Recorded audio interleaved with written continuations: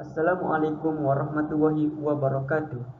Okay, for the introduction about topic no harm, no reciprocating harm. There are hadiths related to harm. One of them is no harm, no reciprocating harm. Another hadith was given by Ustaz Jamaluddin. Nothing cause harm, and there is no retribution for harm.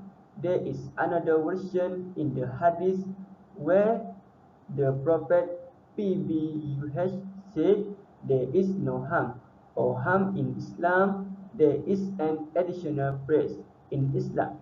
Any act that cause harm to another person, whether individually or socially, and is beneficial or not beneficial to the person causing it, is prohibited in Islam.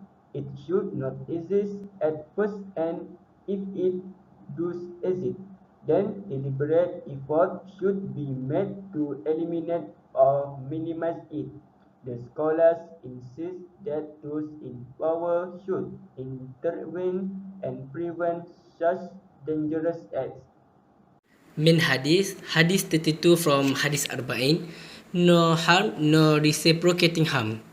An Abi Sa'id Sa'd bin Malik bin Sinan al-Khudri radhiyallahu anhu anna Rasulullah sallallahu alaihi wasallam qala la darara wa la dirara. Hadisun hasan rawahu Ibnu Majah wa Daruqutni wa ghairuhuma musnadan. Rawahu Malik fil Muwatta an Amr bin Yahya an abihi an Nabi sallallahu alaihi wasallam mursal. فأسقط أبا سعد وله طرق يقوي بعضها بعضا. Meaning, on the authority of Abu Sa'id al-Khudri, may Allah be pleased with him, that the Messenger of Allah said, there should be neither harming, meaning darar, nor reciprocating harm, yani dirar. A Hasan hadith related by Ibn Majah, Ad-Daruqutni and others as a Musnad hadith. It was also related by Malik in Al-Muwatta in mursal form from Amr bin Yahya from his father from the Prophet Muhammad, but leaving Abu Sa'id from the chain, and it has other chains of narration that strengthen of another's. So we will move on into the benefits from the hadith that we can get. First, Islam forbids harming others. Harm can be inflicted on the body, property, children, livestock and others. Second, this hadith contains the method of Sharia, which is to prevent darar and dirar. The sentence in the hadith is in the form of khabar, meaning an-nahyu, which is a prohibition. And third, this hadith is a reference in many chapters, especially in the discussion of transactions such as buying and selling and mortgage. Similarly, this hadith is used in the chapter on marriage, where a husband must not harm his wife. Also, in the will chapter, one cannot give, which will later be detrimental to the heirs. The fourth, darar and dirar are thought to have the same meaning. There are the other opinions that state the meaning differently. Firstly, darar, which means to give danger without any intention. Dirar, to endanger with intent intentionally. And if darar alone is forbidden, even more so for dirar. And lastly, from this hadith, Sheikh Ibn Usaymin rahimahullah gave the method.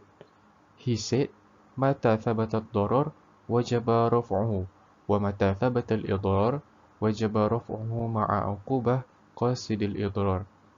If there is darar at any time, it must be eliminated.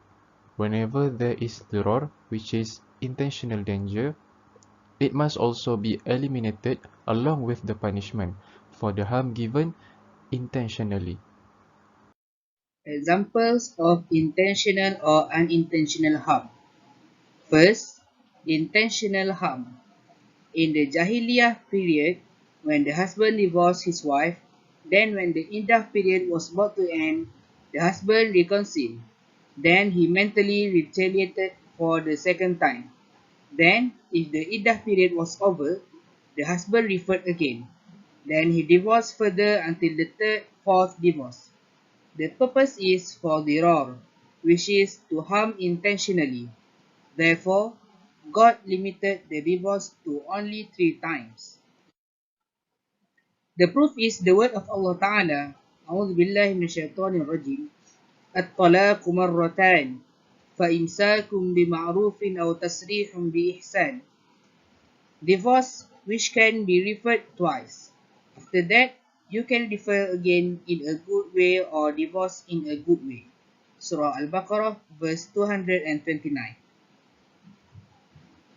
In Surah Al-Baqarah verse 230, Allah said, فَإِن طَلَّقَهَا فَلَا تَحِلُّ لَهُ مِن بَعْدُ حَتَّى تَنْكِحَ زَوْجًا غَيْرَهُ, which means, then if the husband divorces her after the second divorce, then the woman is no longer halal for him until she marries another husband. Second, unintentional harm. A person has a neighbor and has a tree that he waters every day. However, the water entered his neighbor's house, disturbing his neighbor who was watering not knowing about it. This is called darar, doing by accident. Things that cause harm. There are 2 types of harm. First, the behavior of a mukallaf who has bad intentions toward others. This type is full of ugliness and it is clear that it is forbidden. Second, the act of mukallaf which has a valid and prescribed purpose, but this purpose has harm to other individuals. Islam has forbidden Muslims from doing the first harm. Among the types of harm that apply today are the harm in buying and selling, wills, illah, reconciliation in marriage, and harm in breastfeeding. Next, I will present the method of hadith fiqh. First, the method definition. The method of fiqh la darar wa la dirar, or in English translate as no harm, is one of the 5 main methods of fiqh, which is 5 universal rules. Accordingly, this method of fiqh indicates that the harm that befall any party of all kind, the harm must be eliminated from continuing to occur. Every Muslim is obliged to remove harm to himself, but in addition not to harm or harm others. In Surah Al-Baqarah verse 231, Allah Subhanahu wa Ta'ala has forbidden a husband who abused his wife by divorcing her, and when his wife iddah is about to end, he returns again with the intention of extending his iddah, then Allah Subhanahu wa Ta'ala forbids him because he is unjust and against family. The command of the Almighty God. Next, methods derived from basic methods. Since the la darar wa la dirar methods is the basic methods, there are many branching of fractional methods that represent or form the basic method. Among the methods are ad-darar yuzal, harm must be eliminated. Example from this method, anyone who processes rubber in their residential area and neighbors are exposed to the unpleasant smell of rubbers. The rubber owner should remove the damage accordingly. Next, dar'ul mufasid awli min julbi masalih, which is rejecting harm is more important than doing goods. Example of this method, although alcohol has its own nutrient, but the most disadvantages such as cancelling the function of the mind and negative effect on health, Islam forbids the consumption of any intoxicating drink to avoid its harm, although it has some benefits. Next, يتحمل الضرر الخاص لدافع ضرر العام, which is incur specific harm to repel harm the general. Example of this method, a person with an infectious disease will be subject to a quarantine order to prevent the disease from spreading to the public. Next, الضرر يدافع بقدر الإمكان. Harm is avoided as best as possible. An example of this method, the harm will be occur in case of being overweight as a result of not doing physical activities in daily life should be avoided by doing physical activities according to their ability and suitability.